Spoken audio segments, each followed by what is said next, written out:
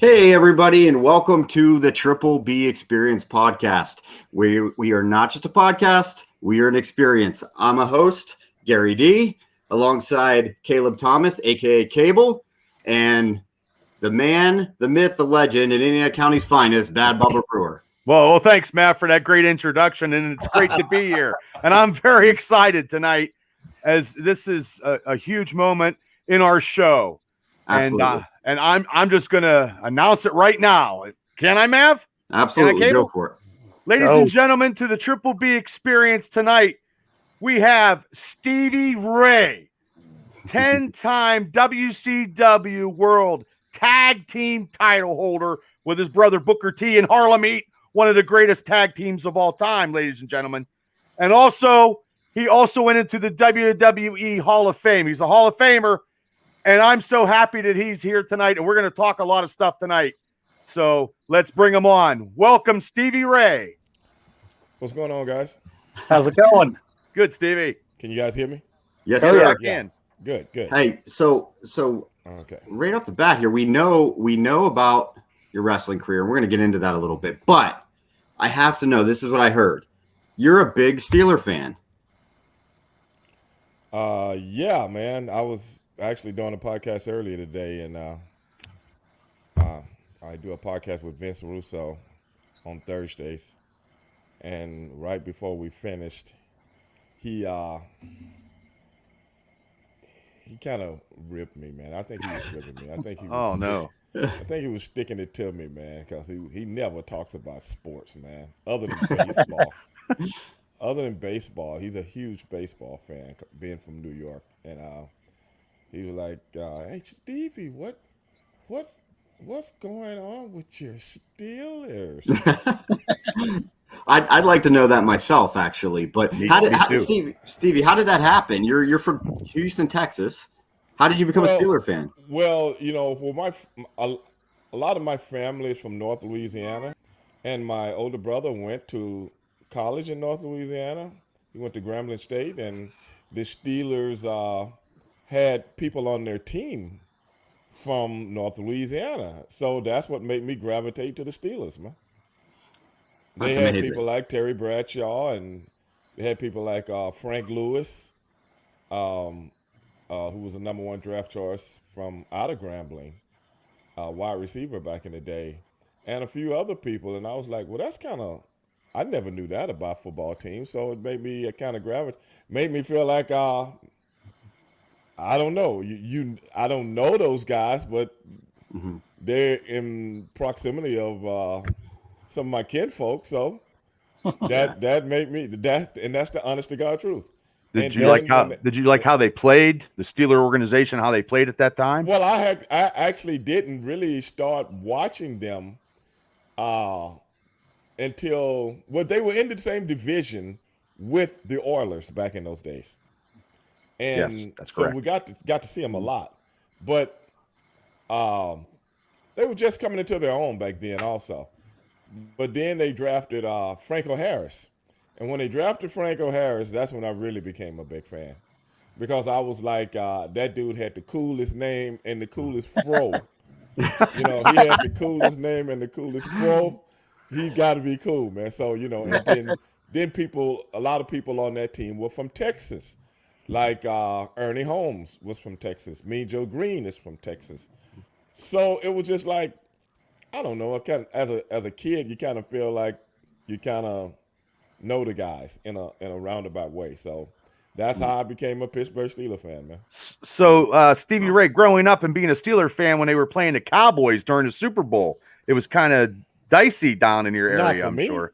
Not for you. Not for me, because I also was a big Minnesota Vikings fan. I was back in those days, and the Steelers actually met the Vikings in the Super Bowl in Houston, in Rice Stadium.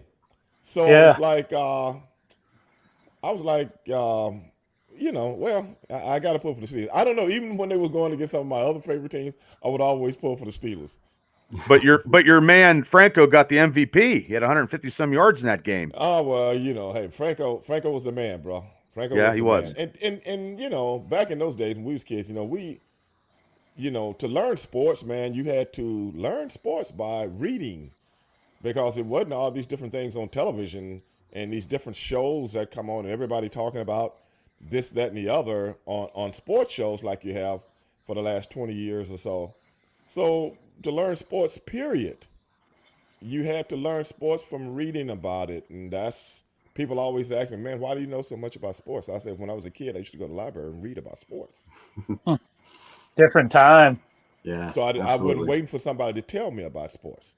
And then when I Yeah. started playing sports, I was always the inquisitive person about what makes this play. Don't just run the play. I want to know, when I get to, the coaches give you your play designs and stuff like that, and you got to study them, knowing your position and stuff like that. Well, I would like study and go, okay, why does this play supposed to work? And I'm looking at it from a quarterback's perspective as to, oh, he sees this, blah, blah, blah. And I'm like, okay. I didn't realize at the time that I was studying sports, even when I Yeah. played sports. I didn't realize it, Sounds like So you I would have was- made a great coach. Yeah, I probably, if I took that interest, but that's just how I always attacked life. Anything that I was into, I wanted to know as much about it as possible. Yeah. So did you play football then? Oh yeah, I played track. I ran track, played football, basketball. Oh yeah, I did sports all my life, from a little kid. Yeah. So Well, I'm sure that yeah, go ahead, Cable. I was going to say, I'm sure that interest in how, football worked and looking at it from a dissective point of view like that we'll get into later really helped in your wrestling, learning, laying out matches. No? Not at all. Not at all, because wrestling was something totally different. I just approached wrestling the same way I approached anything else. Try to learn as much about it as humanly possible, and listen to the people that trained you. And then once you get around certain things, wrestling is very unique. Very unique, not like organized sports in a lot of ways. But at the end of the day, still, you have to get into it and dissect it to survive at it and have, if you want to be around for a long time. So it was a little bit more variables involved other than just learning how to play something. There's so many different variables involved. Besides the professional routines and practices, Stevie Ray, you also had to be an intelligent person when it comes to thinking on how plays are run and how stuff is done when you play high school sports. Oh, yeah. So, yeah.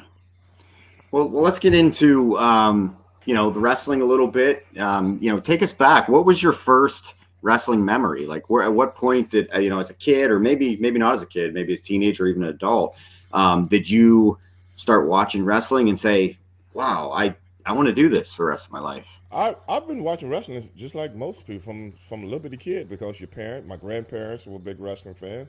My parents were big wrestling fans. All my sisters and brothers, cousins, friends, in the neighborhood were wrestling fans. So in Texas, you couldn't help but be a professional wrestling fan. But I never had any inclinations of wanting to be a professional wrestler.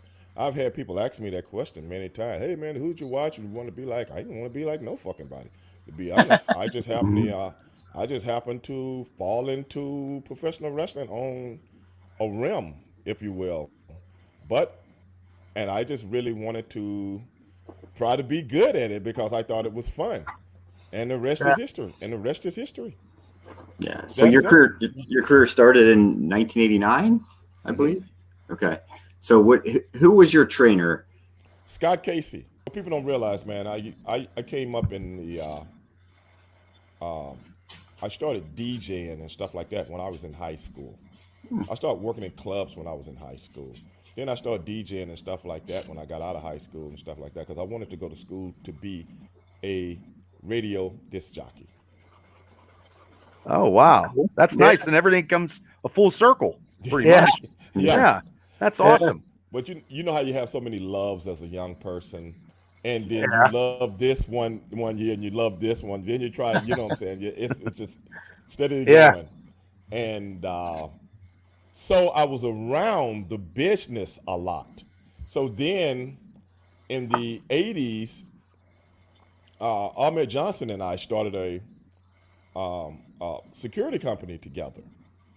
And one of our contracts was a place called the Arena Theater.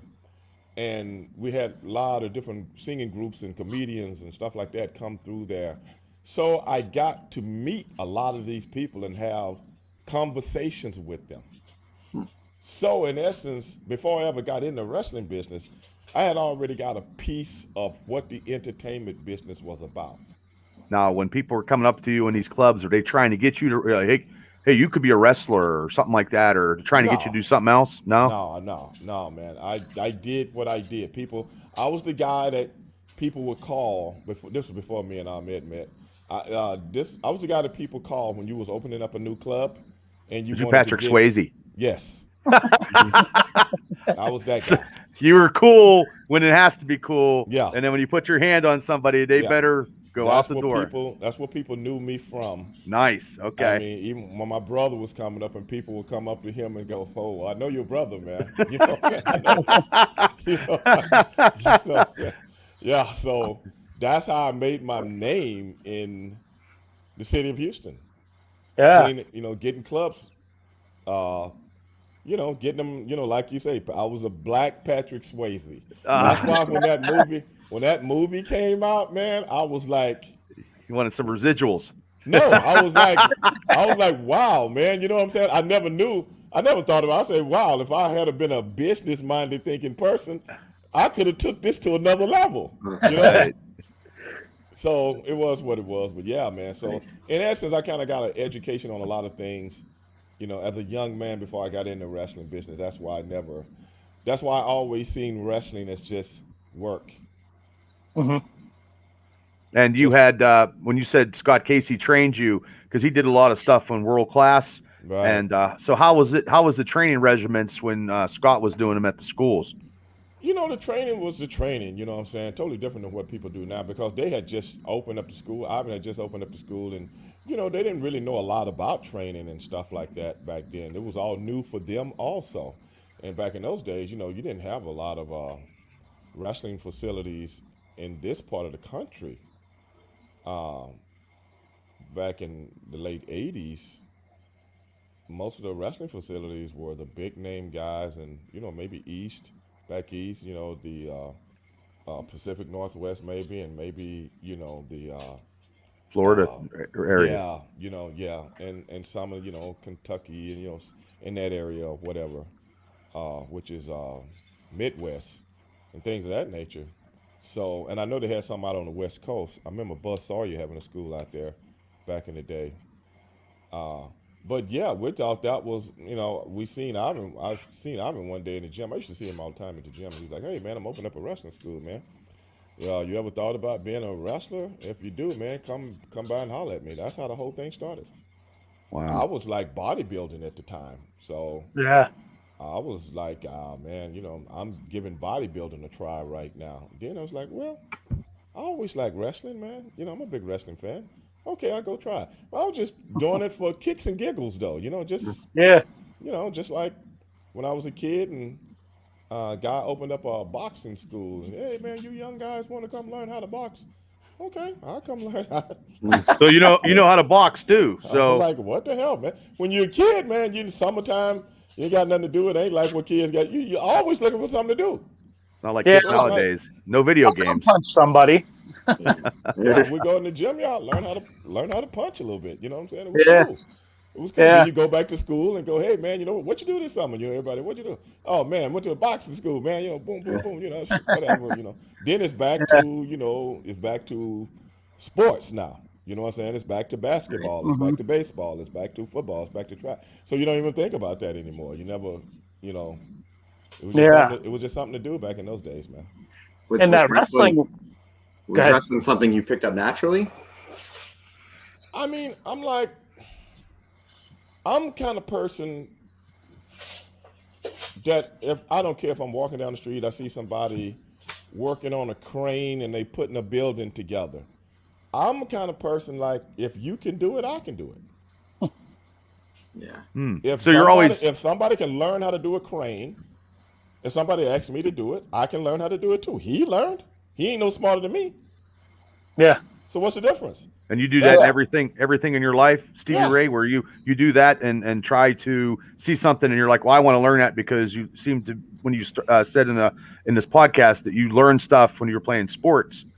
So everything you do. I mean, I'm like, that's how my mother raised us. You know, it's like, you can do anything you want if you want to do it. Yeah.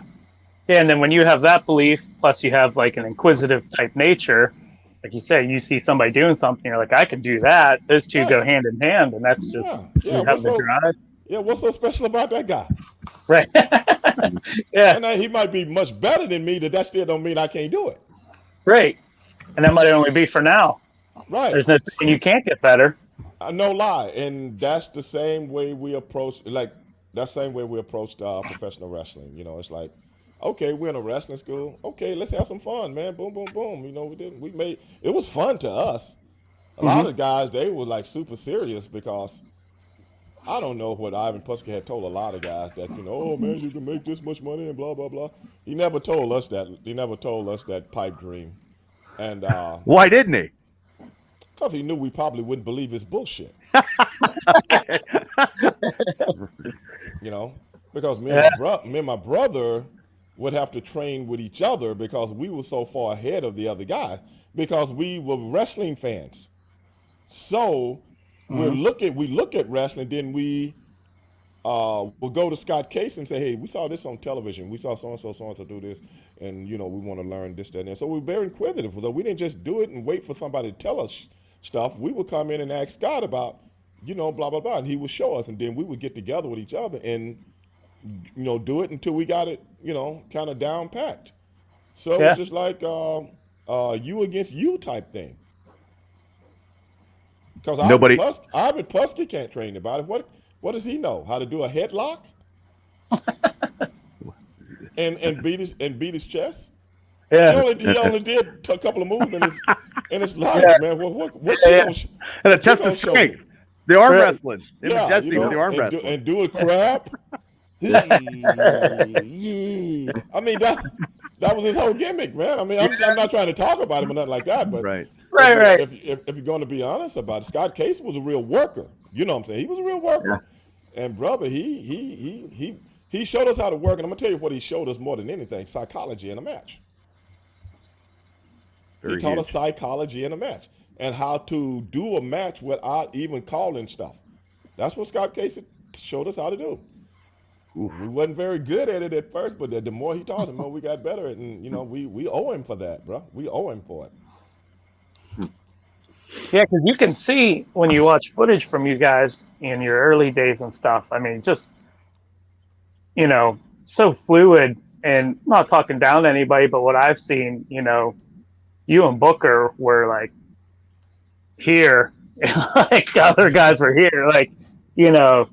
And that's what propelled us, because the people at WCW, they didn't want us to flourish. You know, Why would they want you to flourish? Because you guys are that good. No, because you got to realize you don't know the professional wrestling business back in those days. Everybody in that company were buddies with each other. Okay. Everybody in that company comes from the 60s and 70s. Yeah. Okay. Mm-hmm. So it's like, you know, we're outsiders, and the people that helped us get in are not cool with these guys over here. Yeah. I mean, I'm just sorry. This is just how ass backwards professional wrestling is at the time. Now that's one thing you don't. So it had a bunch of cliques and stuff like that going on. So we were just out there busting our ass, just trying to, you know.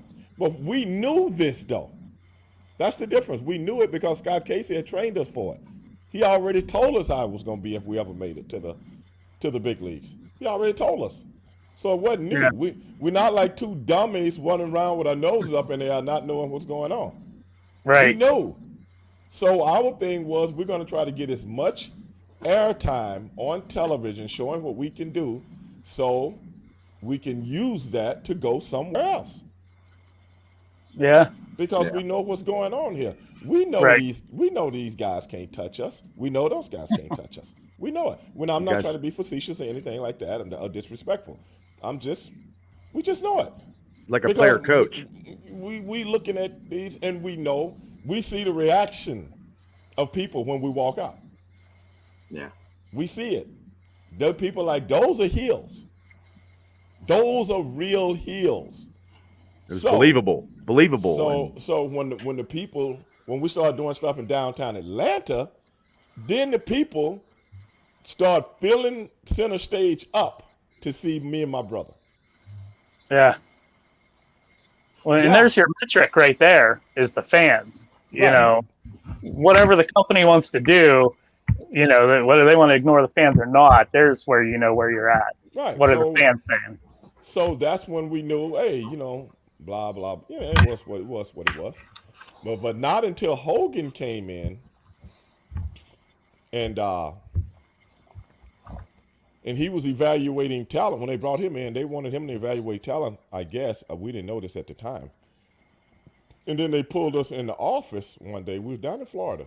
They pulled us in the office one day and they go, okay, we're gonna give you guys a push.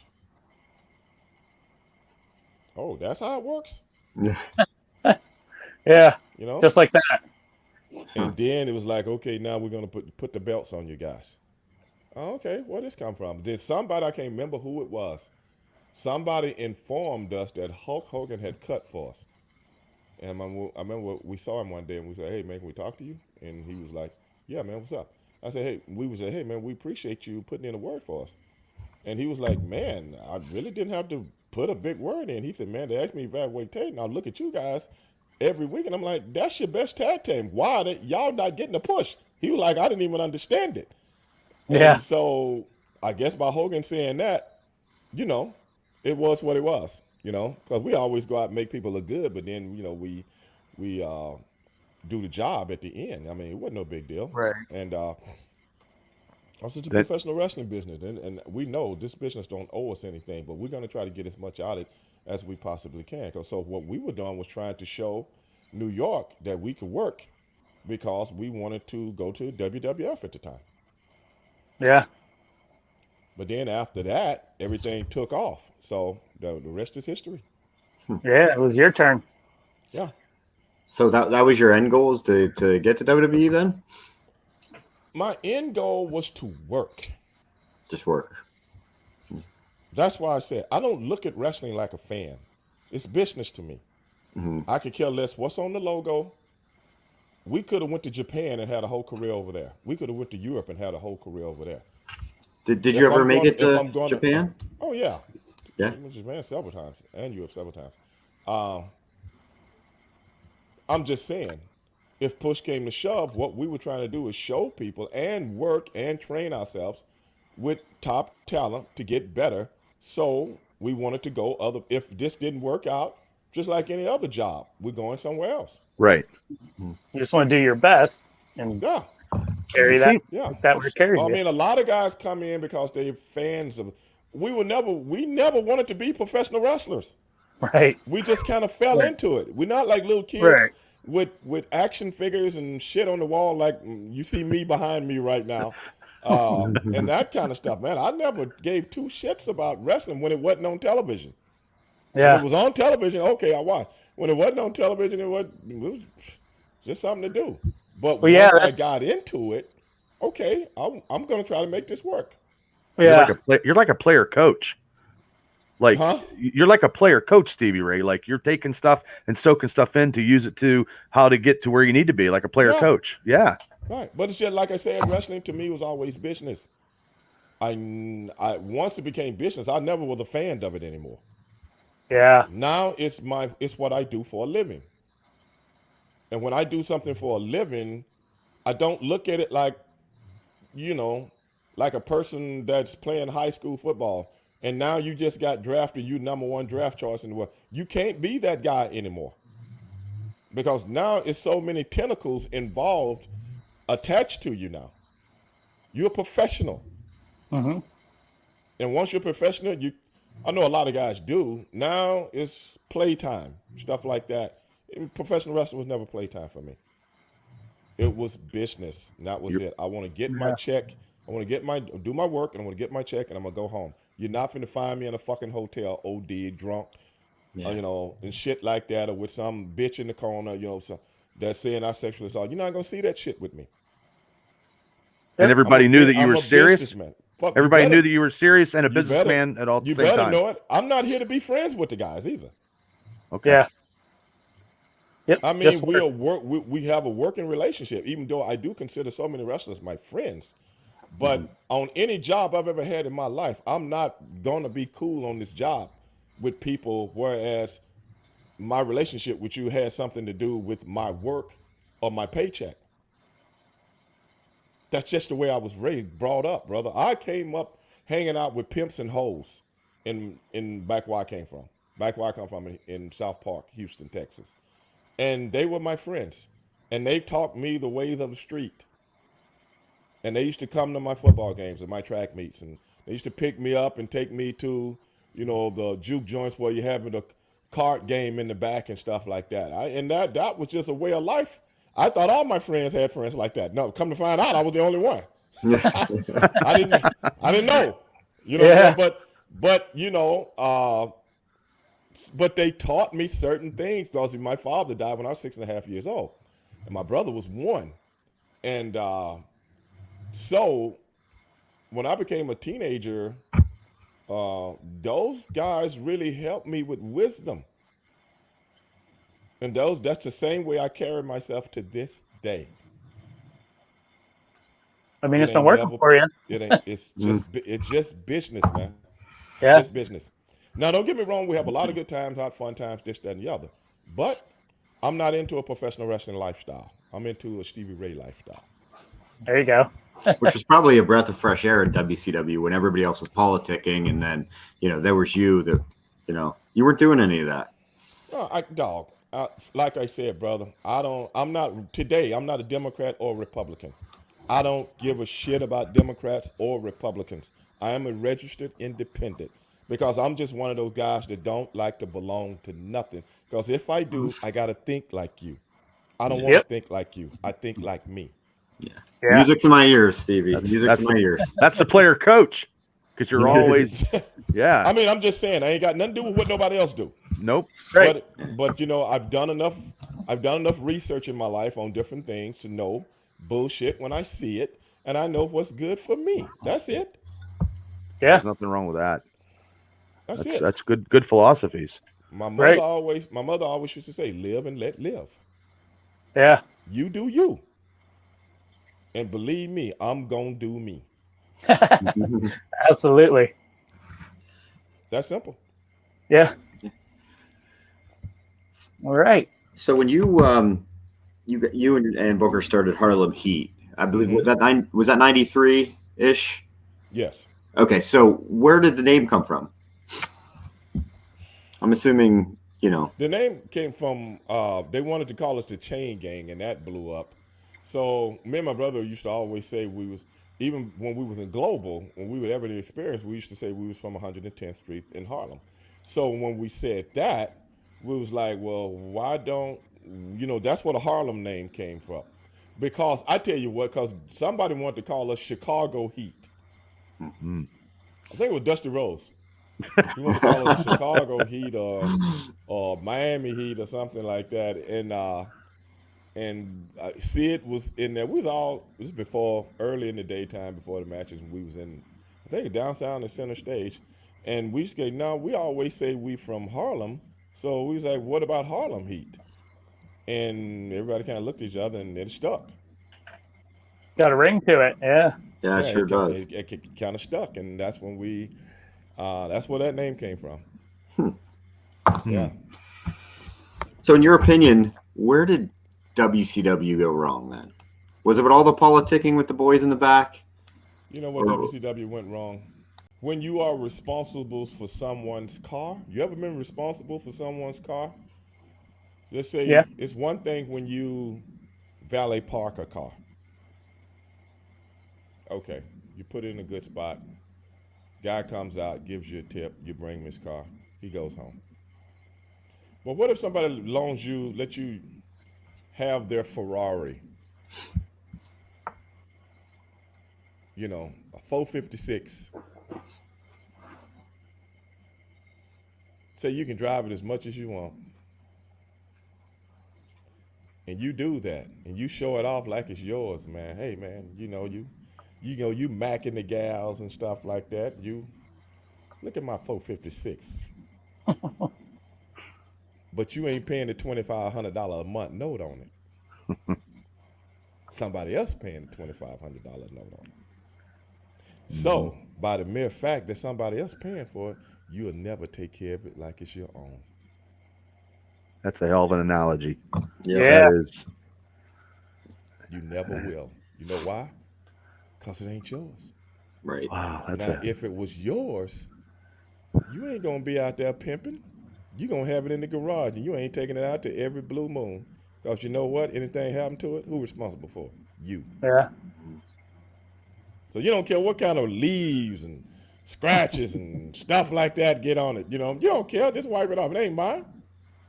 Yeah. And the reason I'm saying that is this. That's what you had at WCW. Somebody else fitting the bill for everything. So when somebody else is fitting the bill for everything, you will never take care of it like your own. Not only that, you will actually take liberties on someone else's liberties. You're so right. Yeah. Human nature has nothing to do with what's on a marquee. Nothing. If a human gets a chance to do what he can do and don't nobody know nothing about it, he'll do it. Yeah. You've seen it on the highest levels of politics. You've seen it on the highest levels of military. You've seen it in monarchies, theocracies, everywhere, if you know your history. That's why every dynasty crumbles. So, exactly. Now, if the people that was running WCW took care of it like they was theirs, you wouldn't have had what we was talking about earlier, because everything would have been for the betterment of the show and the company. Okay? Mhm. Yeah. There would be no main events with Hulk Hogan versus the man with no name. Yeah. Yeah. You ever No. thought about that? You think that's gonna draw money? No. No. No, absolutely not. Right. Not. Nope. Yes. Really? A pay-per-view main event? Now, if it was about somebody that was there, money, like Vince McMahon's money, is he gonna have some shit main event like that on a major pay-per-view? No. No. Okay. Okay, now you see what I'm saying. That's Yeah, today. absolutely. That is today's edification. When you ask what happened with WCW, now take that and multiply it by 1,000. Yeah. I'm not gonna call any names and stuff like that. I'm just give scenarios. Mhm. Yeah. So you guys can figure it out for yourself. Oh yeah. Right. That's what happened. So when Time Warner comes in and buys stuff, Ted Turner had consolidated with Time Warner, and they come in and they start looking at the books and stuff like that. You got to realize these are multi-million-dollar conglomerates. These people don't play. Entertainment companies, they don't play. Yeah. When it comes to their paper, everything got to make sense. So when you think they start doing audits on WCW, Ooh. Yeah. Yeah. Wasn't. who is this person? What do they do? Why are they making 6 figures? Yeah. They found the scratches on the Ferrari pretty quick, huh? Yeah, I think. Let me see who that is. And they start looking into this stuff. Oh, this is just a person that's the girlfriend of somebody that works here. Not good. Yeah. Wow. Oh, wait a minute. This is someone's wife. How many bumps she took? Jeez. Well, I'm like I say, I'm not trying to throw salt on nothing, this, that, and the other, or It's just get how it into is. things like that. But Time Warner, them people don't play, bro. So why do you honestly think Vince McMahon got the library, got the the logo, the WCW logo, and all this stuff for a little or nothing? Because they didn't Because he care. doesn't And play either, he making money off it to this day. right? Absolutely. Would it be like a fire sale? You know what I mean? They were just selling it off at a penny in the dollars. This is the thing, though. They don't know wrestling, but they know business. It's just like throwing something in the garbage, man. You want this crap? Take it. We can't do nothing with it. Yeah. I know one thing: doors are about to close, and I think that had a lot to do with it. I really do. Had a lot to do with it. Now you said, management, man, just management. yeah. You always looked at it as work. It was a job, it was work, and you didn't have that brand loyalty. But when the company was riding that high in '97, did that affect you at all, or was it still just this is work mentality? Bro, you know what? I don't get into. I look at it like this: I'm an investment. I'm a commodity. As an investment and a commodity, I get paid to go out and do what I do. What you doing on your end, I don't give a shit. I get paid to go out and wrestle. That's it. I ain't thinking about I'm not thinking about all the particulars as to, if I'm a wide receiver and I get a play, I got to go catch the ball. Right. I'm not worrying about what management player personnel is doing on a daily basis. I ain't built like that because I'm not in those positions. My position is to take orders, just like you in the Army. Your position is to take orders, not question orders. Take orders and go do what you've been trained to do. That's how I look at it. So whatever high they was on, great. But did anything that I do help that high? Then I did my job. That makes a lot of sense. Yeah, that makes a lot of sense. It's not rocket science. It's not. Yeah. I know a lot of people think it is, and a lot of people think this business owes them something, this, that, and the other. I used to tell people, this business don't owe me nothing. This business don't owe me nothing. I come in, do what I do. Everybody has a boss, and everybody's at somebody else's expense. Yeah, so the only thing you can do is go out and do the job as good as you can do it. That's all. That's it. That's not hard to do. But if I'm going to be worried about all kind of other bullshit that's going on, then you'll never do your job to your full capacity. Absolutely. On any job. Because you're worried about all the bullshit that's going on. When people come to me on regular job, hey man, did you hear about it? I don't give a shit, bro. Go tell somebody else about it. I don't need somebody else's bullshit in my head. People love drama, though. I know that. I'm not one of them. I can tell. I can tell.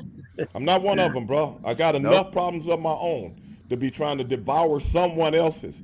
That all comes from my upbringing. My mother used to always say, boy, you don't cry over spilled milk. It's already spilled.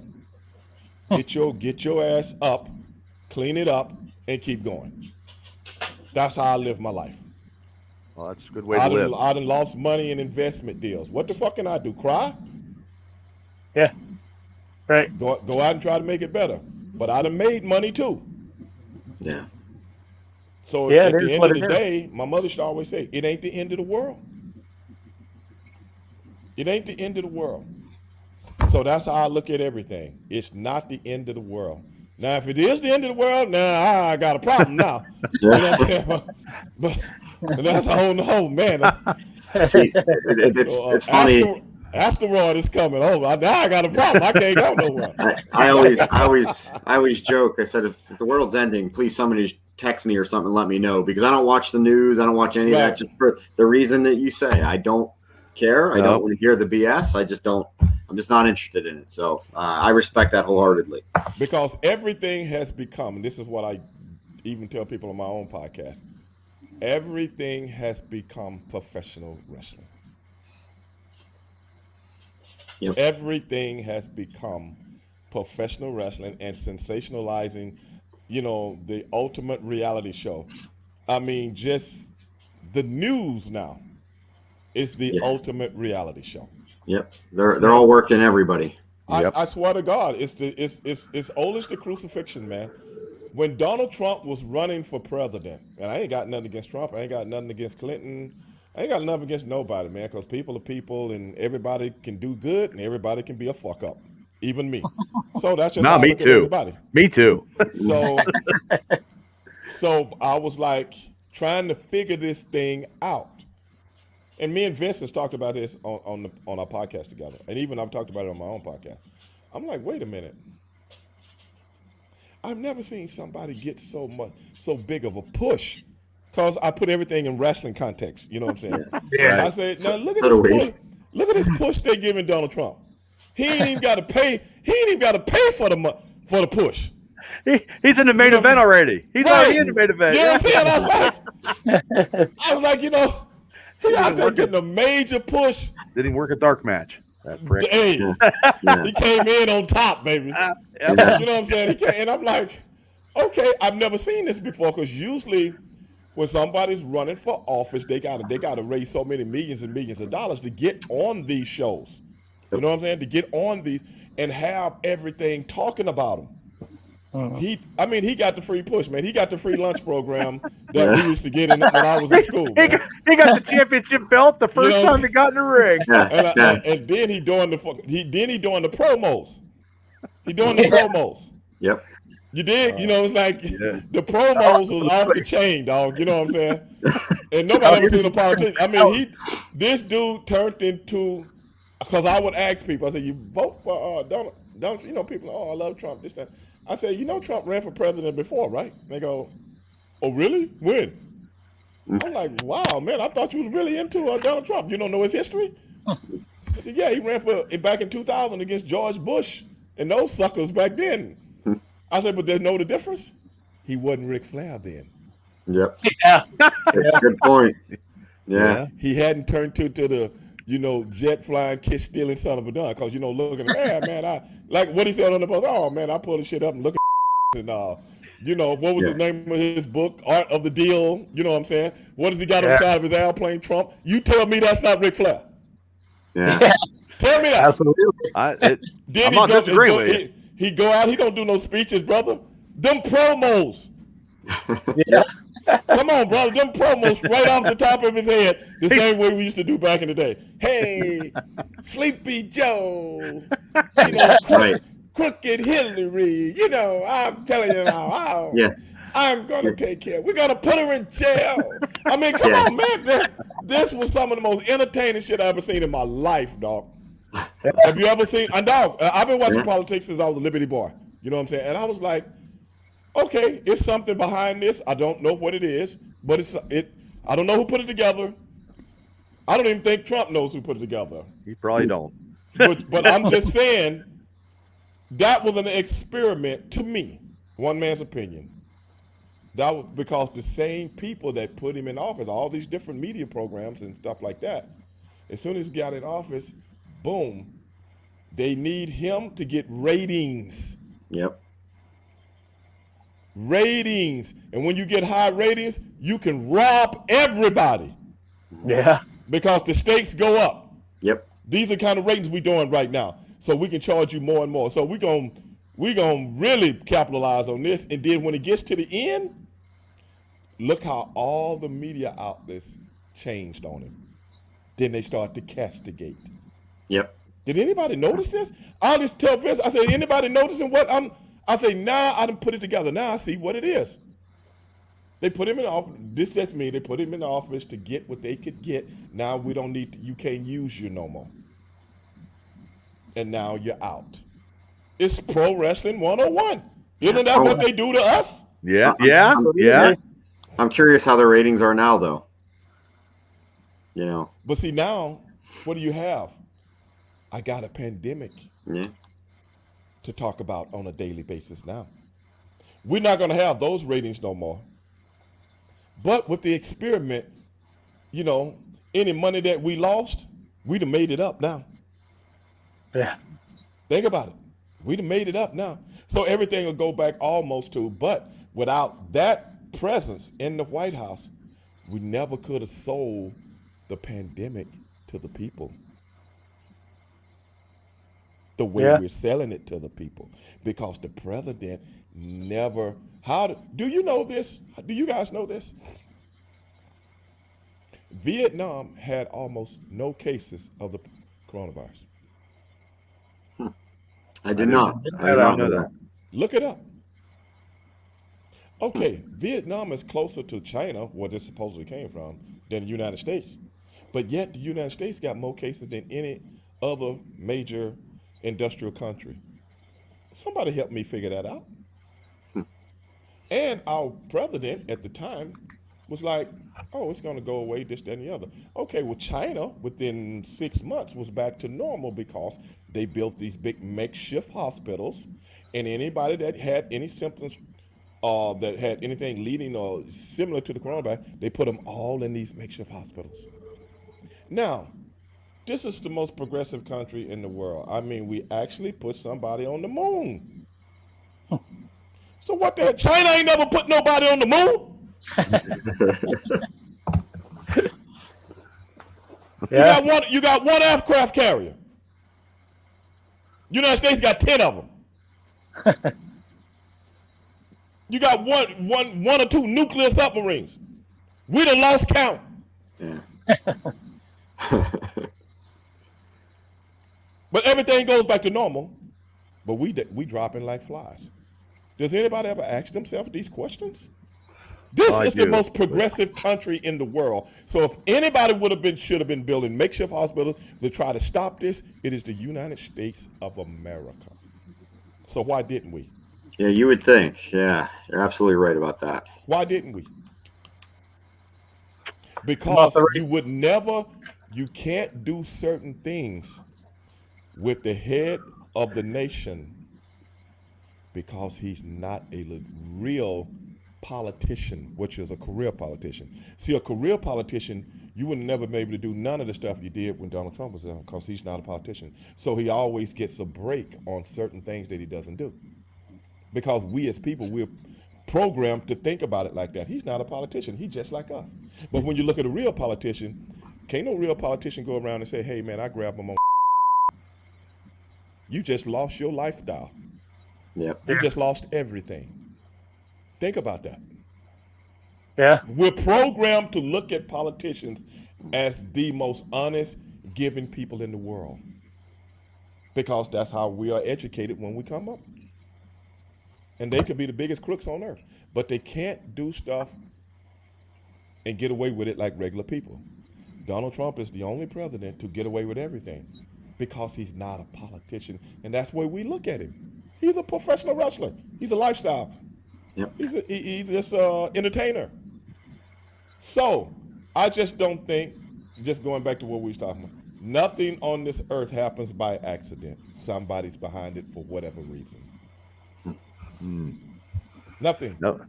Yeah, no. Right. Think about this. I'm gonna ask each one of you guys a question. And like I said, I ain't got nothing against nobody. I just sit back and look at the theater. Everything's theater to me. Yeah.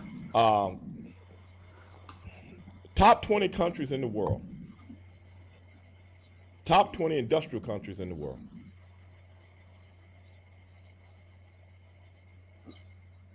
United States, France, England, Italy, Germany, Australia, which is a continent and a country, Russia,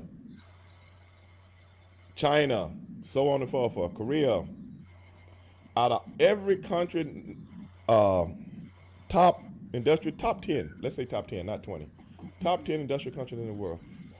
Name the one that you would think would have a president of the United States of America that is not a politician. Which one of those countries would have a president that's not a politician? Would you think before Donald Trump that it would be the United States of America? No. Exactly. And everywhere. But anyway, I just like to give my 2 cents on different things as it pertains to professional wrestling because everything has stolen from us, bro. Yep. They No, stole it. that's absolutely right. Stop stealing our stuff, man. Pro wrestling. That is why the plane ride from hell can get people in trouble because professional wrestling has become a part of pop culture. Yep. Professional wrestling used to be a subculture. We didn't let you in. Yeah. Now we let everybody in. When do you think it turned from that to that? Great question. Great question. But this is the thing. Vince McMahon has been pushing for this for years. Remember when he said that professional wrestling was entertainment, so he didn't have to pay Taxes. all of Yeah. A jersey and stuff. Yeah, because of all, Remember that? I think that was the beginning. And even back in the 80s, WCW was always more about being ran by the Dusty Rhodes of the world, the Ole Andersons of the world, and their buddies and stuff like that from their eras. That's the only thing they know is what? Professional wrestling. Mm-hmm. They don't know anything about the entertainment business. Yeah. Go ahead. The landscape has changed, like you're saying. Right. At one point, you got into wrestling because you needed to make a living, right? Or you had family that did it, and now you got people coming into the business that see that The Rock is a superstar and he got his start in wrestling, or you got Tough Enough reality show. Like it's a completely different animal than it was. Yep. So Vince has been pushing for it for years. So it slowly but surely, it pretty much has cultivated the whole wrestling landscape. So we're all a part of that now. Because like I said, bodybuilding and professional wrestling were two things, unless you was in it, you didn't know nothing about it because they never talked about anything that went on in those things. Right. Not to someone outside of the business. Yeah. But now you can just cut your Wi-Fi on and go to YouTube and you learn everything about what we do, who did this, whatever, so on and so forth. Like it's a part of everything else. Okay, you see Roman Reigns on the sideline of an NFL game with a belt. Yeah. See what I'm saying? You didn't see that 30 years ago. Or he's up there talking to Michael Strahan them on the pre-show. Yeah. Things like that. Oh, yeah. The commercials and stuff like that. It's all pop culture now. It's just like The Young and the Restless or Gilligan's Island. It's the same thing. They're going after that audience that I always say that, the audience now is more of an entertainment audience than a wrestling audience. Yeah. Because who are you going up against? You're not going up against another wrestling show. You're going up against whatever's on TV, CSI, so on and so forth, that's on when you're on right now. Right. You know what I'm saying? So they're competing with more streaming services. Wrestling's competing with more streaming services now because there's so variety of a lot more stuff. So Disney Plus against WWE, Disney Plus got way more. Yeah. Right. Mm-hmm. That's where we are now, bro. Yeah. Stevie, do you still watch the product at all? Yeah, a little bit. Yeah. Not a whole lot, but a little bit. Actually, I watch AEW more. Yeah. Because we all do. They're more on the wrestling entertainment. Yep. Not so much a wrestling company. Right. They're more of a wrestling company. And like I said, I ain't taking nothing away from Vince. I understand. I understand that. And as I was trying to explain to people on my show one day, I said, you got to realize something. WWE ain't going nowhere. I said, and one guy was talking about how much shit is crap and this, that, and the other. Well, just because it's not for you, don't mean it's not for a zillion other people, because you are the minority. Mm-hmm. You're the minority. I'm like, you really think WWE give a crap about one guy talking shit about them? No. Yeah. They don't. No. I say because the audience that the people don't realize, it's 340 million people in the United States of America. I don't need but a certain percentage of them to make big paper. And on top of that, Vince's show is more like the NBA. It's worldwide. Yep. Mm-hmm. And they've been building that audience little by little, little by little, inch by inch, step by step, slowly return. They've been building it. And do you know what kind of, oh, brother, do you know how long it's going to take for anybody else to catch up with that? So AEW got their niche. Do you? Mm-hmm. And their competition to a certain degree. But I think it's two totally different products. Yeah. Absolutely. Yeah. Yep. Have you ever been in? Anybody ever get in contact with you? Maybe being an agent or anything for either company? Well, I was about before WCW closed. They wanted me to be an agent. Okay. Yeah. Would that be something if they got a hold of you? That'd be something that you would like to do? No. No, really. No, because you seem like the player coach. That mentality, like you can give back to people, making it real. Bruh. You can tell me. I just had a conversation with someone from AEW today. Oh my. Okay. But I can't tell you what it's about. It's okay. No worries. I'm going to put $10 on a Powerball tomorrow, Stevie Ray, and I'll let you know. So, but I'm in talks with them right now about something that I pitched. Okay. And hopefully it's going to come together because I'm kind of excited about it. I think it's something. It's something that's out of my head that nobody. I'm tired of people stealing some of my. People are stealing my ideas for a long time, man. I come up with something, then somebody steal it. Matter of fact, I don't know if I should have had that meeting today on the phone. I just thought about it. You know what I'm saying? Right. Yeah. They might clip me, man. I'm serious, bro. I hope not. Oh man, I just thought about something. Them jokers might. Okay. All right. Okay. Yeah. No, or you can come on and shoot on them if it happens. Huh? You can come on here and shoot on them if that happens. Well, I tell you what, I'm gonna shoot them on my own. It's gonna be bigger than that. It's gonna be bigger than that. I'm gonna eat them like, oh man. They bet no, dog. No. I'm gonna put them on blast, brother. I'm gonna put them on blast. Because the thing is, what I pitch can only work with me. Yeah. Oh, because that's good. That's good though. Yeah. Yeah. That's It real only good. work with me. There you go. Yeah. And I know they'll try to. You know what, bro? They're trying to. I think, man. I think somebody might try to. I think people try to clip something, then come up, this the idea I came up with. What? Yeah. It's the idea I came up with, sucker. You know what I'm saying? And then they go give it to somebody, then it becomes something. Yeah. Right. And by the mere fact that I don't have a patent on it because you can't patent an idea, I guess. Right. You know what I'm saying? Maybe I should have talked with somebody over the phone, but have been taping like, okay, before I say the first word, this doesn't go. You know what I'm saying? Let me hit the guy makes a verbal agreement. Yeah. Man, I wasn't thinking, bro. Oh no. They might have got me, man. Well, hopefully, you could take them for face value. Yeah. Hey, man, I ain't gonna be able to sleep tonight. I'm thinking about that. I know how this business Oh no. is. I know how this business is, brother. Yeah. I done had ideas stolen from me before. Yeah. Yeah.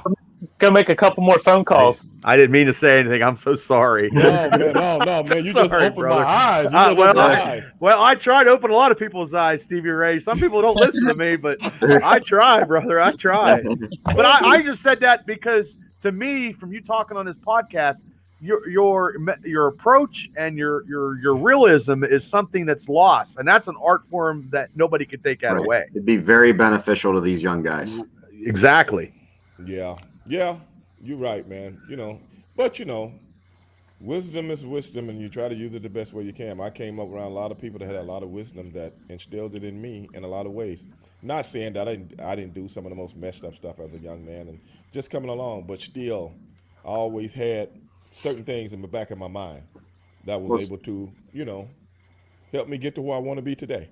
Speaking of which, if you don't mind me asking, who would be your biggest influence then in the business? Probably Scott Casey. Okay, yeah, well, that makes sense. Yeah. Yeah, probably Scott Casey, because Scott Casey not only trained us, he mentored us too. Scott Casey actually sit us down one day and told us everything as to how white people look at black professional wrestlers in the business. And this is, if you guys ever make it, this is what's going to happen to you. They're going to do this, they're going to do this, they're going to do this, and they're going to do this. Almost like it's a book out there somewhere. This is no lie. This is a true story. Mhm. And he said, by you guys being African American, this is what, if you ever make it, this is what they're going to try to do to you. So be ready. So now you see why our mindsets were the way they were. Because we have been trained, like James Bond 007. We've been trained, you know what I'm saying? For if I encounter this, this is what we need to do. Or this is the thought process we need to have. Yeah. And I remember we hadn't seen Scott probably in about 5 years, 1990 maybe. And me and my brothers in WCW, and we had to, back in those days, we had to do the phone-in calls to radio stations and stuff like that, but the office would give you, and you have to call in. And we called into this station in Vegas, and okay, we got Booker T and Stevie Ray, Harlem Heat, they're on the line. Hey guys, how are you going? We got the WCW World Champions and blah blah blah. I don't know the name of the radio station or whatever. But that was the DJ. And he was like, we got somebody on hold that wants to talk to you guys. Do you guys want to talk to him? And we was like, yeah. He didn't tell us the name. Uh-oh. And he said, hold on. Caller, are you there? He said, yes, I am. Who are we talking to? And he said, Scott Casey. Oh, cool. Yeah. And I was like, wow. We was like, hey, Scott, what's up? Blah, blah, blah.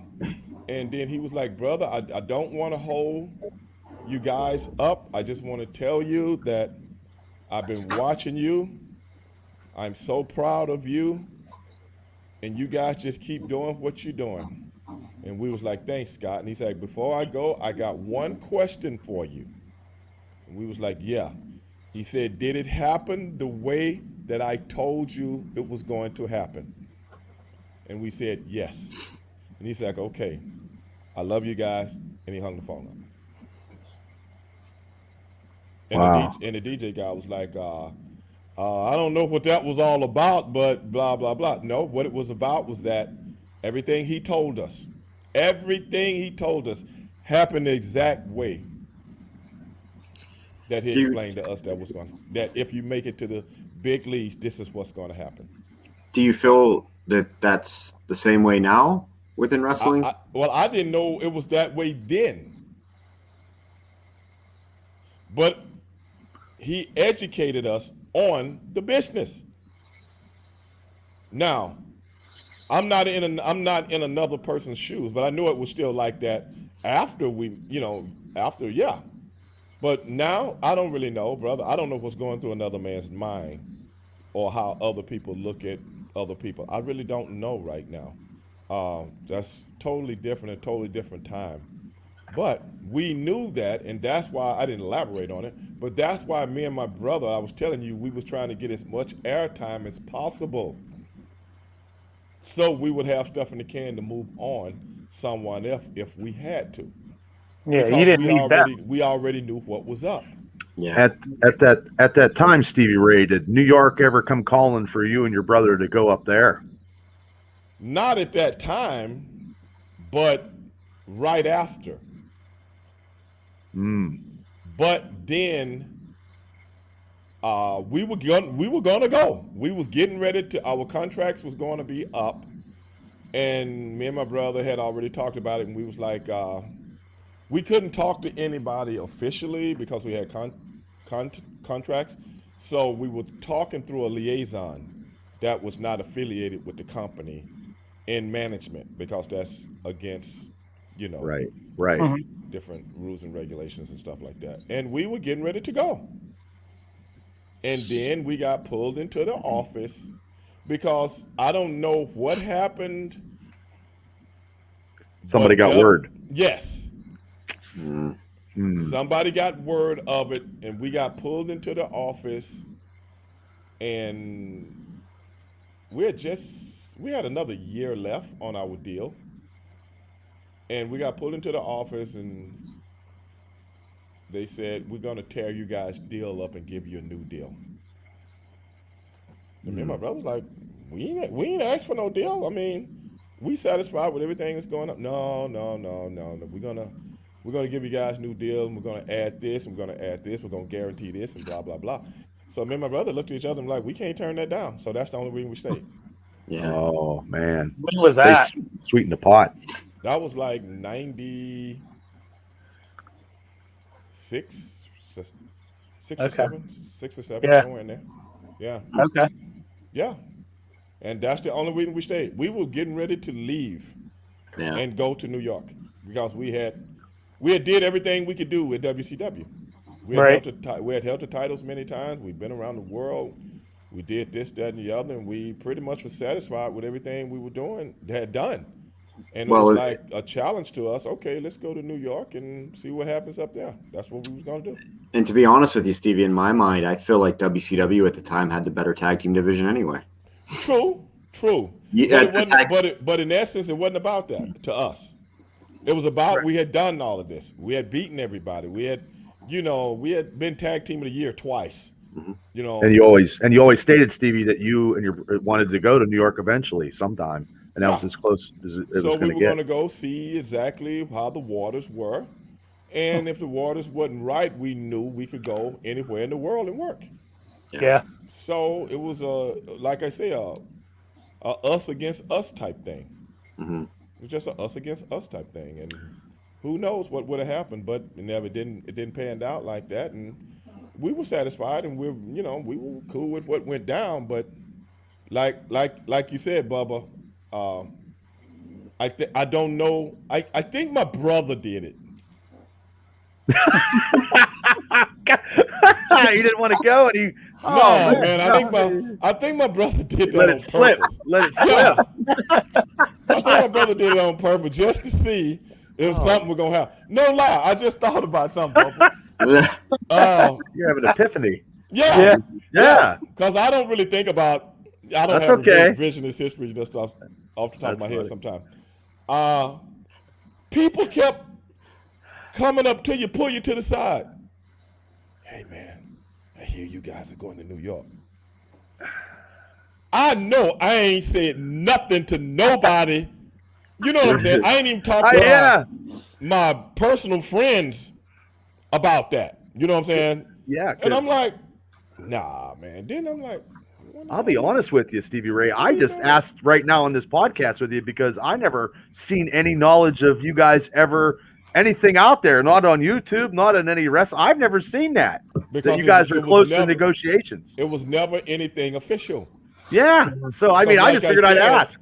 Like I said, we couldn't talk to them because we're on a contract. Right. So we were talking to a liaison that was talking with them, and then would come back and talk to us. If you see what I'm saying. Yeah. I see. But this wasn't a person from the office. Right. So nothing was ever documented. Yeah. So it's kind of like Deep Throat in All the President's Men. You ever see that movie? Yeah. Yeah, it's kind of like that. Like somebody in the shadows. So would someone come up to you and like, "Hey, Stevie, I heard you guys might have," and you're like, "What the fuck?" I'm like, okay, it happened. But a lot of times little rumors like that get out, but they're not true. Somebody just dropped something, you know what I'm saying, to get something in the cheat sheets and stuff like that. You never know. Right.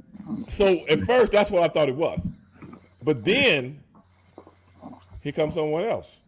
Hey, man, I hear you and your brother going to New York. No, man, that ain't true, man. I love it here, man. Blah, blah, blah. Then my brother started telling me he's getting the same thing. Mm. And that's why I honestly believe my brother dropped it. I think he dropped a dime. I don't know to this. I think my brother did it though. I think I might have confronted him about it. And he never said nothing. Nah, He lied. kind of chuckled. He lied. Well, hey, you got your more money, right? You know, I mean, yeah, that might have been his master plan. I don't know. Right. It might have been his master plan. I'm serious, man. I honestly believe my brother did that on purpose. We heard it here first. Because the liaison, I was talking to the liaison. Yeah. And then I would go back and tell my brother what was said. And yeah, you heard it first here. This is, I think, the first time I ever really talked about it. I'm serious. This first time we try here at the experience. And, from what I remember, so I think my brother might have. So next time you see him, you're going to ask him now. Yeah. I asked him back then. That's on his podcast, Booker, and they asked me a question, and I think he might have. I asked him back then. Maybe now it's time to give it up. Huh? You did end up. Yeah, go ahead, Cable. Maybe enough time went by, he'll finally give it up. Yeah, he won't. No, he won't. You know what I'm saying? I mean, it played out, man, and hey, brother, it was like, okay, man, the numbers they threw in front of us, we was like, okay, cool, we cool with that, and right, it is what it is, man. In a way, because my daughter was little at the time. My daughter was, a couple years old, and I was like, okay, that's cool. I'm going back and forth. You know what I'm saying?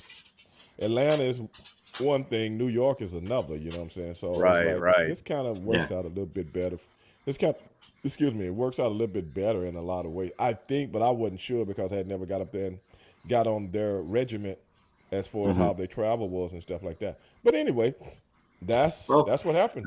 You ended up there in the Hall of Fame. So was that ever something you ever would have dreamed about? You know what? That's something I'd never really thought about very much, only when fans brought it up to me. Because fans would always bring it up and say, hey, Stevie Harlem, he should be in the Hall of Fame, man. I'm like, whatever, bro. Yeah. I mean, I'm serious because it's hard. I'm like, it happens, Yeah.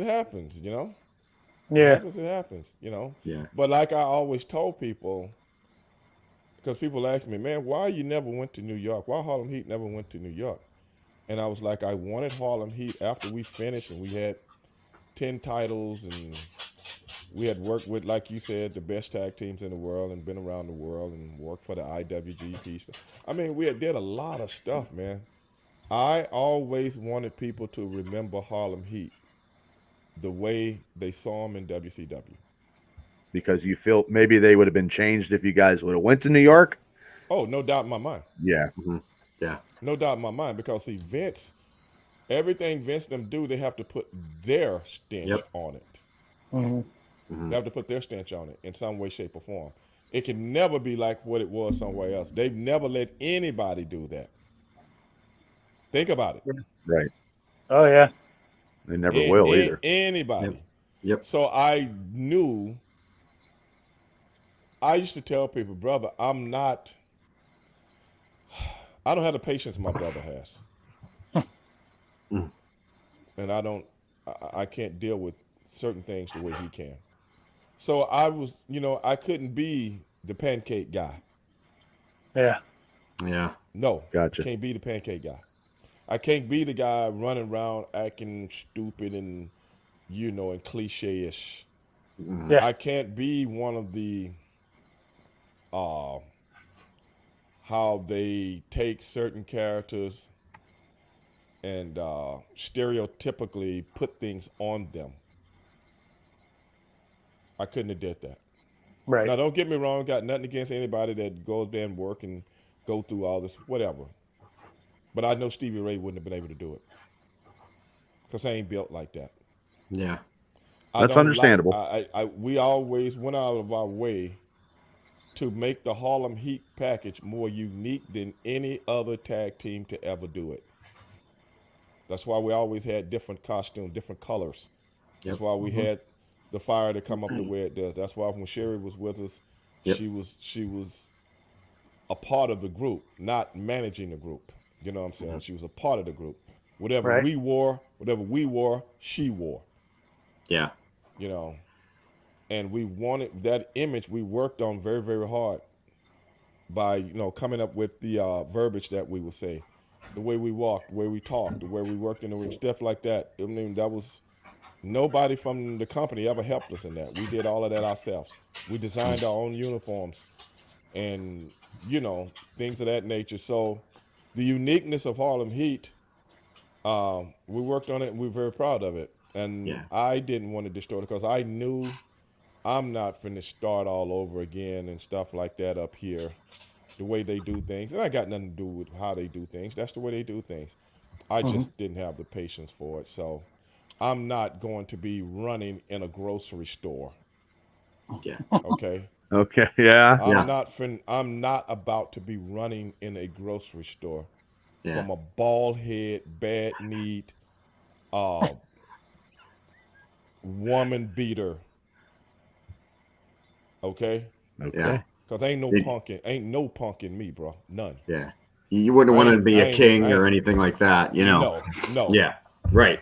Exactly. And I can understand that. And talk with a British accent. No. Yeah. That's great. That's entertainment. Oh, going back to what we were talking about earlier. You see what I'm saying? Yep. Right. Oh, yeah. And it's great. But I know I could have did something individually, but it couldn't have been something like that. Yeah. Right. That's all I'm saying.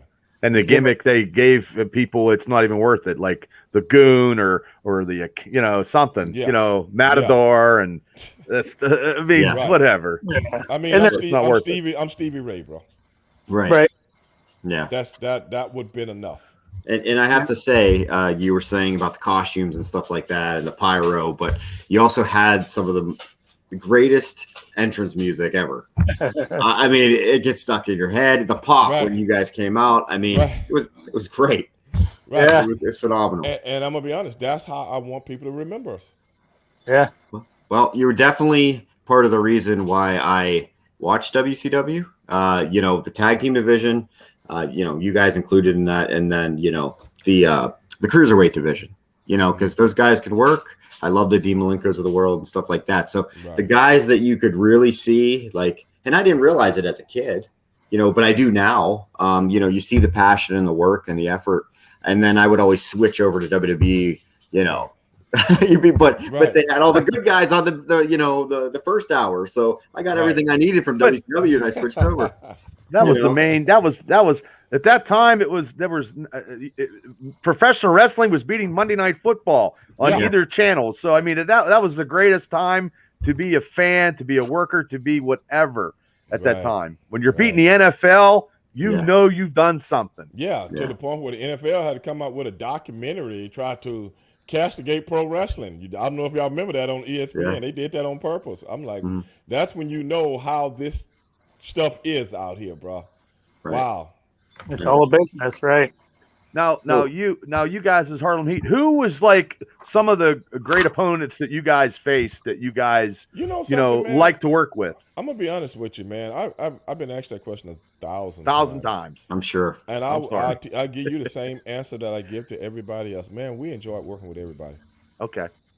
That's a great answer. That's awesome. Yeah. We really did, man. We enjoyed working with everybody. It was so much fun working with all those guys, man. Even the guys we didn't get a chance to work with a whole lot, but we enjoyed working with everybody, man. That was when things were very, very good, man. When you were in that ring, man. Everybody got a piece of the pie, thing, man. Yeah. And all of those guys, man. I love them to death, man. We had great times, man, all over this country. Awesome. Nice. Yeah. I know. There's a question at Mav. We were talking before about Hog Wild. Remember, Mav, you had that question? Yeah. That was with the Steiner brothers. The Steiner brothers, yeah.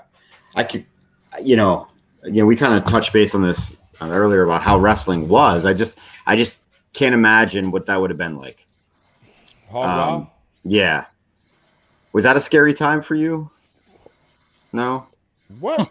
with all those bikers, I'd be. Yeah. Young bikers know they beans from their cornbread, bro. Yeah. You better Fantastic. sit out there like on that bike and rev the Yeah. motor, because if you step up here, I'm gonna choke the dog shit out your ass. I don't doubt that you would. Yeah. I mean, the Steiner brothers, that's what they would say. Hey, man, don't do what you guys usually do, man. Those are Hell's Angels out there. Me and my brother looked at each other like, we like, yeah, okay, man, That's and fantastic. then when That's he walked awesome. off, when he walked off, me and my brother looked at each other like, yeah, right. We Harlem Heat, bro. Yeah. When that red light amazing. goes on, I go to work. Game time. Yeah. Right. I go to work. Seriously. And Yeah, then we discussed that before. they had matches before ours, and the people shit on all of them. Yeah. But they And weren't me and really my- me and fans. my- They were just there, right? Yeah, they were just there. They were weren't there like for free, fans. I think. Right. They wasn't real wrestling fans. So me and No. my brother prided ourselves. No, this is no lie, man. We take this shit serious. This is my job, bro. Yeah. And when I get paid to do a job, I'm gonna do my job, bro, to the best of my ability. Right. And my brother looked at each other and said, bro, ain't nothing. Okay, time to go to work. You know, he's like, okay. Yeah. So we didn't tell Rick them, you know what I'm saying? Because they were like, man, dude, Hell's Angels, man. They're going to get us. Were you guys heels at the time? Yeah. Stevie. Yeah, okay, I thought so. We went out and we started in Nice. on everybody out there. You know, and it's like, amazing. we was like, oh man, y'all couldn't hear it on camera, but we was like, man, yo ugly ass wife on that motorcycle with you. Soon as I get through with these white boys, I'ma come down there and kick your ass too. You know what I'm saying? So y'all could really hear it with the boom mic, so they would cut it. The guys on the truck would cut it off, but we was like, you know what I'm saying? They cut it Starting down so some you major couldn't see it. heat. Oh, Now, yeah, any of these bikers actually try to come over the rail, because sometimes you might not be able to see it on camera. I'm gonna tell you. I know you something, knock them the fuck out, but I'm just saying. we was just like going off, you know. So I was like, hey man, let's act like it's a house show, you know. And the ring was elevated. I'm gonna tell you honest with you, we hadn't even went out that day to see how the ring was. When we went out for the match, that was the first time we had went to see how the ring was. We didn't even know, because we couldn't go out. All those people was around the ring, so nobody could go out. You know how we go out and Check it you know, out. and then guys go over matches and stuff like that. We didn't even get a chance to do that. So we walked out and we were like, shut up, punk, you know, your ugly wife, you know. And we know we probably the only two black guys in Sturgis, other than the one crew guy, a couple of crew guys, you know what I'm saying, at that time, you know what I'm saying. So we would go out there, hey, look at this white boy, you know what I'm saying. And then they just got mad. They was so mad. They were pretty easy then. But they got on the bike. They sat on the bike. They just Yeah. mouthed you. They didn't get off the bike and try. They didn't do any of that. And we was saying, come on, punk, get off that bike, come on up here. You know what I'm saying? And it was just so fun. We had so much fun that day. Golly, we had so I'm much glad to hear that, actually. Yeah. Golly. Yeah, we were talking amazing. about it before you come on, and Matt was gonna ask that question, and I'm glad we got it. And And then at the end of the match, when we went over, we cheated to go over. They started throwing rocks and beer bottles. Yeah. Oh, shit. I was like, I'm telling security had to come get us. I'm like, how y'all let these people almost kill us, man, with this? I mean, because back then they didn't have the plastic bottles. Yep. Yeah. They had the real bottles, glass, and rocks they done picked up off the ground Yeah. with their motorcycle. They're throwing them at us and stuff. Yeah. And then we get back in the back, and me and my brother looked at each other and just laughed, because everybody was like, now that's what I'm talking about. You remember in the back, that's what I'm talking about. You know, everybody clapping it. Yeah. And my brother looked at each other like, woo, brother, we got out of there with that one, brother. We got That's out amazing. of there. But hey, it was so gratifying. Yeah. It was so gratifying, man, because, oh my God, the Steiner brothers, the people if they didn't know, by the time the match started, they knew who were the good guys and who were the bad guys. Yep. The black guys gotta be bad. Yeah. Because Rick and them rode bikes. They were Harley guys.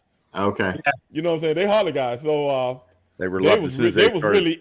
really into that, man. They was really into it. But every night, what Rick and them was talking about was that every night in house shows, we would go out and get the crowd going. And we would tell the crowd, what my brother would say, my brother would say something. We do this every night in every town. And my brother would get on the mic and say, I want to let y'all know something. I don't like white people. And you people, he got it from the Eddie Murphy thing. And from the Eddie Murphy movie, 48 Hours, I think it was, or something like that. Oh, when he was, Yeah. when he went in the bar. Yeah. Yeah, he was a sheriff. My brother would do a version of that, you know what I'm saying? Oh, man. And I'm going to let you know, I hate white people, and you people are white people. And when we, so right away the people start booing and stuff like that. Oh, my. You know what I'm saying? We can only do it in house shows because with no cameras running, Yeah, right. The good old Reggie Hammond. That was the Reggie Hammond line. Right. Yeah. Right. And then he would give the mic to me. And I said, oh, yeah. And all you brothers out there that's rooting for Harlem Heat, we don't need you Uncle Toms to root for us either because we got here without your help. You just pissed everybody off. So now all the black people pissed off. You know what I'm saying? Right. You got some nuclear heat. So then the Steiners would come out because in the house shows, the heels always, even though we had the belt, the heels will always go out first. You know what I'm saying? So the baby face get the big pop. And hey, that's what we did every night, man. And I don't think we ever went over in one match in the house show. We put them guys over every night. Yeah. We put them over every night, and the people go crazy, because of all the stuff. And it was so much fun, man, because giving the people what they want, man. You made their job too easy. Huh? You made their job too easy. Oh, man, they could just barely do this and just do this. And the people, if I take a bump, the people go crazy, you know what I'm saying? Yeah. So me and my brother would get the heat, and we would always pick one guy as we come out and we walk around the ring and we talking shit to people. And we will always pick one guy. That guy got us pissed off. He ain't did nothing. He just might be with his two kids. Yeah. And don't even know nothing about wrestling.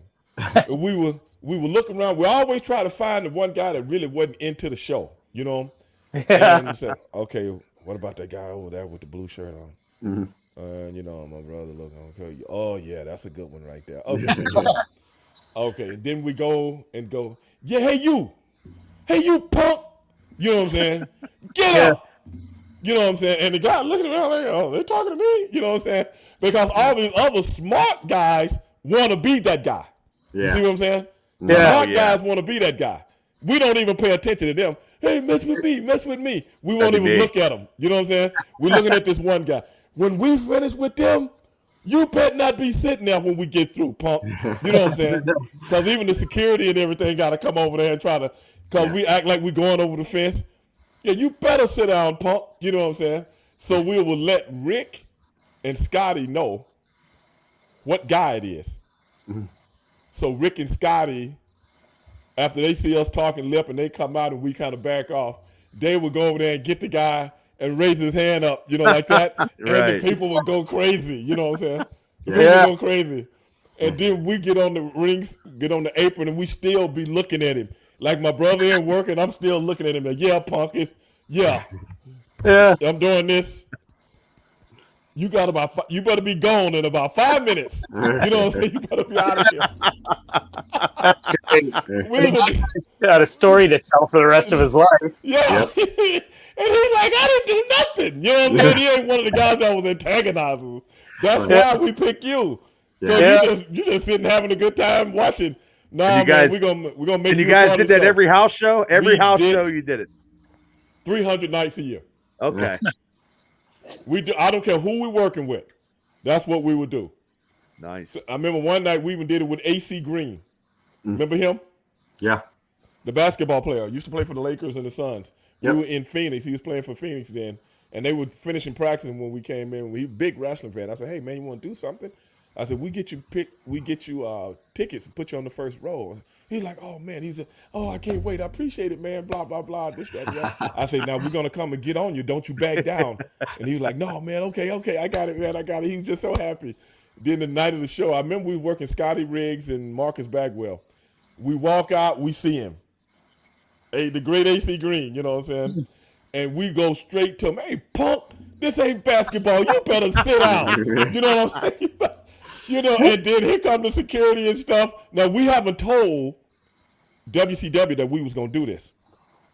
Because they probably would say, no, don't do it. He NBA guy, you know what I'm saying, blah, blah, blah. Yeah. So we just kind of set it up ourselves. And, you know, the security come over there, and I'm like, yeah, you better sit down. And they trying to pull me and my brother back, and we like, get your hands off me, you know what I'm saying? Yeah, punk, you better sit down, punk, you know what I'm saying, blah, blah, blah. And then the announcer, I remember Tony and them was like, I think that's AC Green over there that Harlem Heat is getting into it with, you know what I'm saying? And every time we do a spot on them, we look back over. He was the guy. We made him the guy that we usually do in the house shows. Right. We made him that guy, you know what I'm saying? And then the place was sold out. Because this was like a Nitro or a Thunder, I can't remember. The whole place started rooting his name.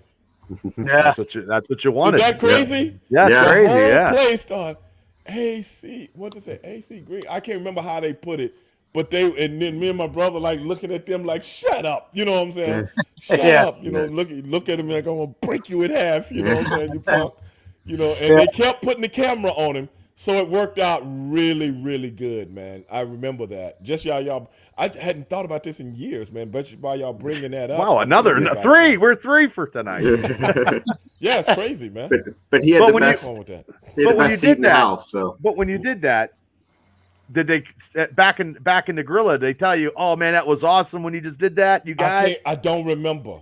I don't remember, bro. You're like, I "Hey, swear since to it's so God, awesome, give us I another don't remember because fucked up our fee." we didn't we couldn't even go out there because you know he was out there for the rest of the duration of the show, so we couldn't. And like I said, we hadn't set this up with the gorilla, you know, and stuff. We hadn't set this up, so they probably didn't know what the hell was going on. Yeah. You know what I'm saying? Usually, Right. whenever you see any of that stuff on a match on television, it's all set up. Right. You know, with everybody. So the camera guys know the cue and this, that, and the other. We didn't do that. We just set it up between me, my brother, and AC Green. That's, awesome. good. They're Yeah. like, "Oh my god, it's everybody." Harlem Heat's going rogue. And but they didn't know if we set it up or not. Right. Because it's not uncommon for us to see a celebrity in the first row and mess with him. right. Yeah. But this one, we got the tickets and everything for him. Yeah. And I don't know how they got him on the first row. I was like, damn, they got him first row seats. Nobody ain't bought him first row seats. I thought he might be in the third, fourth row, you know, and by him being taller than everybody, we could still find pick him out. You know what I'm saying? Right. But no, he was on the first row with him. One of his might have been one of the guys from the team, like a manager or something, like you know, like a, I don't know, one of the guys that take care of him, you know. Handler. Yeah, something like that, because another guy was with him. A couple of guys were with him, and I'm like, okay. But yeah, man, what a good time we had, because we was always big fan. You know, because people in sports are big fans of professional wrestlers. Yeah. Big fans. So, because earlier that night, when we finished, Charles Barkley came in the dressing room. Charles is another big wrestling fan, you know what I'm saying? Yeah. And it was good. We would get that in a lot of towns, you know, that football players and basketball players would, you know, come in and talk, because they big fans. They big fans. Yeah. Sweet. So that was kind of cool, man. Yeah, so that's awesome. So, hey, Stevie, to top this off here, do you mind if we do some word association? So I say a name of wrestler, and you say the first thing comes to your mind. And if you don't want to say anything, just say pass. Okay, But the first one is the Steiner brothers. Great guys. Awesome. Sid Vicious. Great guy. Sherry. Sister Sherry. Miss her. Vince McMahon. Vince. Fair enough. Fair enough. Hulk Hogan. Cool as hell. Sting. Cool as hell. Eric Bischoff. Cool. Vince Russo. My man. And Booker T. My other man. I figured that much. And I'm gonna. Can I add one more? Sure. One more. You. Stevie Ray. Hey, man, I tell you the same way T.O. used to tell everybody. I love me some me. There you go. And then I love me some me. before we get to some of the stuff that we want to let you plug, just one last question. How would you like to be remembered? Either in the ring, out of the ring, however you want. How would Stevie Ray, how would you want people to remember you? That's a stand-up guy. That's a great answer. That's all you need, right? That's it. Yeah. Well, I really appreciate your honesty, your straightforwardness, and you're you, and that's relatable, and I respect the hell out of that. I really do. That. So, anything you would like to plug? I know you have a couple podcasts going. Well, anything you have going on? You can see Straight Shooting with Stevie Ray behind me right there. Mm-hmm. That's my podcast. And also, I do another podcast called Black and White with Vince Russo that you guys can go check out. That on his network, and my stuff is on his network also, Realm Network. And also, you can look at a lot of my stuff on Stevie Ray TV on Twitch and Stevie Ray TV on YouTube. Become a subscriber, man, and let's get this thing going. And also, you can go to my Patreon and look at some of the clips from some of the different people that I've interviewed over the last year that people really get a big kick out of. And I also just signed a deal here in town called Boss Up Houston, which I'm going to be running their sports division. And they're a podcasting company with a lot of different shows, and they want to start doing sports shows. So I'm bringing my radio show that I was doing on radio here in town, 95.3 Jams. But now I'm going to be doing my same show, which is called the Stevie Ray Experience, on Boss Up Houston. Nice. So I'm very, very excited about that. And on top of that, go ahead. No, go ahead. Go ahead. Go ahead. And on top of that, I've talked to people from AEW. We hope that works out. Yeah, we do, and people heard it here first. But I wanted to say, since you do all these podcasting shows and you have your own host and you're doing whatever, can you give any insight and advice to the three of us to try to get doing what? Because this podcast stuff is very hard, and your experience on doing this stuff, if you could give back to us a little bit while we got you on. You guys seem to be doing a good job, man. Thing about if you're just doing a wrestling podcast, make the show about the guy, like you guys did with me. Make the show about the guy and try to come up with questions that are a little bit more not as usual as the questions that they get all the time, even though some guys don't care about that. But what people don't realize is when you are talent, the more people know about you, the more they open up to you. Mm-hmm. Yeah. Good point. Everybody knows the wrestling part of a human being. Mm-hmm. It's the other stuff that's really intriguing, especially with people like myself. And that's why when because I don't just have wrestlers on. I've had actors on, boxers, MMA, race car drivers, motorcycle riders. Man, I went the whole gambit because on my show, Straight Shooting with Stevie Ray, it's just not about wrestling because I'm the wrestler. So I don't leave a wrestler on all the time. Right. Now, on my Monday show, I do a show with a comedian named Jimmy Tibbs, and we might talk about anything. This past week, we were talking about some of the old black exploitation movies and stuff like that when we were kids, and we was talking about some of the, some of the words and some of the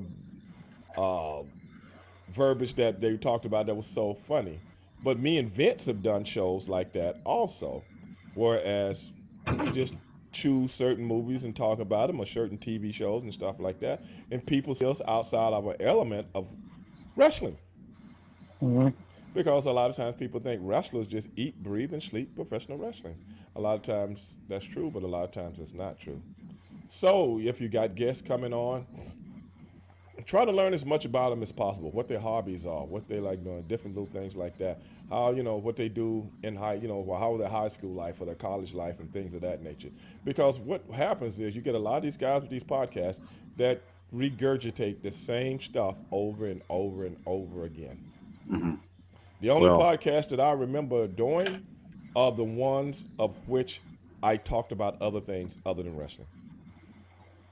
Well, I know me and you on the phone talk Steeler football, and I know you're a diehard like I am, and I'm a true diehard. I mean, I'd love to take you downstairs into my bar and show you the black and gold and stuff like that, because I was a season ticket holder for 17 years. Yeah, I remember you telling me that. But yeah, so I mean, we would love to have you back on. Maybe we can discuss some more. Hopefully, the Steelers can get out of what they're doing here soon.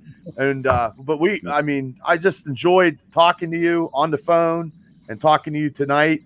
And I know for me, I would love to have you come back and we could talk some Steeler football and just shoot the shit anytime you want to. Okay, that's cool. Yeah. That's cool. This was an honor. We greatly appreciate it, Stevie. Yes. Appreciate your time. Thank you so much. No problem, bro. Thank you, guys. We'll see you. Absolutely. All right, brother. Okay. Thanks, Stevie Ray. Appreciate it.